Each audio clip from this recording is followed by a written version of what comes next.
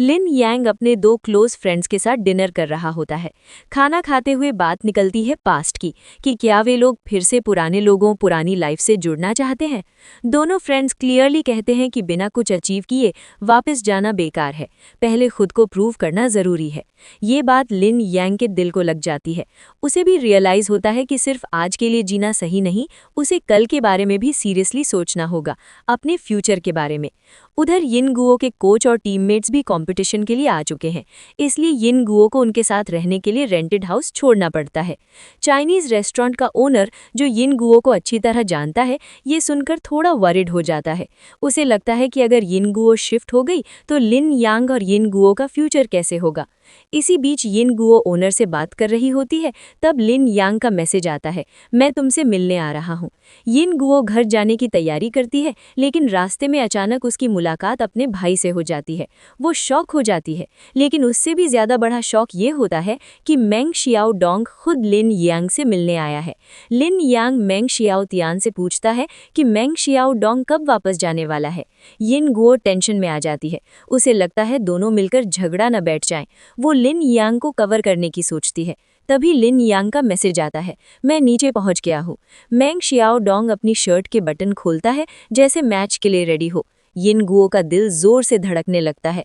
वो मेंग Xiao Tian को आंखों से सिग्नल करती है कि बीच में आना पड़े तो रेडी रहे। जैसे ही लिन यांग रूम में एंटर करता है, यिन गुओ और मेंग शियाओ तियान दोनों टेंस दिखते हैं। लिन यांग और मेंग शियाओ डोंग आमने सामने लाते हैं, चेहरे शांत लेकिन टोन शार्प। हवा में टेंशन क्लियर होती है। सिचुएशन को समझकर मेंग शियाओ तियान तुरंत कोई बहाना बनाता है और अपने रूम में भाग जाता है। यिन गुओ अभी भी डर रही है कि कहीं फाइट ना हो जाए। यिन गुओ जब दोबारा दरवाजा खोलती है, लिन यांग उससे कहता है कि दरवाजा बंद कर दे।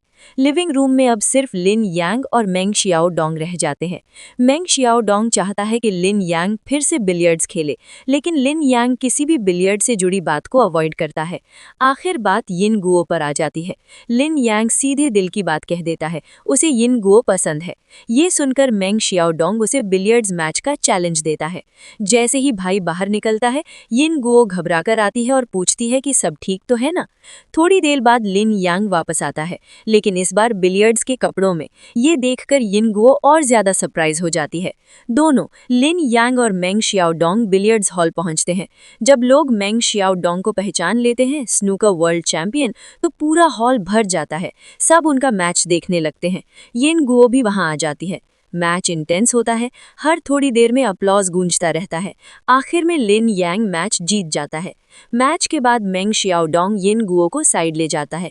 वो उसे इनकरेज करता है कि लिन यांग के मामले में थोड़ा बोल्ड बने। साथ ही वो चाहता है कि यिन गुओ लिन यांग को वापस प्रोफेशनल कॉम्पिटिशन्स में आने के लिए समझाए, क्योंकि उसका टैलेंट वेस्ट नहीं होना चाहिए। बिलियर्ड्स हॉल के बाहर लिन यांग और यिन गुओ मिलते हैं। दोनों एक दूसरे को देखते हैं, आंखों में फीलिंग्स होती है, लेकिन कोई कुछ बोल नहीं पाता। ऑकवर्ड साइलेंस छा जाती है और यिन गुओ इस एटमॉस्फेयर को तोड़ने की हिम्मत नहीं कर पाती। बाद में लिन यांग यिन गुओ को एक फास्ट फूड रेस्टोरेंट ले जाता है। ऑर्डर में थोड़ा मिसअंडरस्टैंडिंग हो जाता है। लिन यांग गलती से वो डिश ऑर्डर कर देता है जो यिन गुओ को पसंद नहीं, लेकिन वो कुछ कह नहीं पाती और चुपचाप खा लेती है। शाम को जब लिन यांग यिन गुओ को रेंटेड हाउस वापस छोड़ता है, वहां मेंग शियाओ तियान और वू वे डिनर बना रहे होते हैं। लिन यांग भी उनके साथ बैठकर खाना खाता है। तभी यिन गुओ के कोच का कॉल आता है और वो फोन उठाने चली जाती है।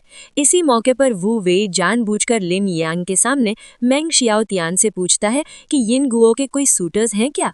मेंग शियाओ तियान बिल्कुल कामली जवाब देता है कि यिन गुओ के काफी सूटर्स हैं और अब तो एक पॉसिबल फियांसे भी है।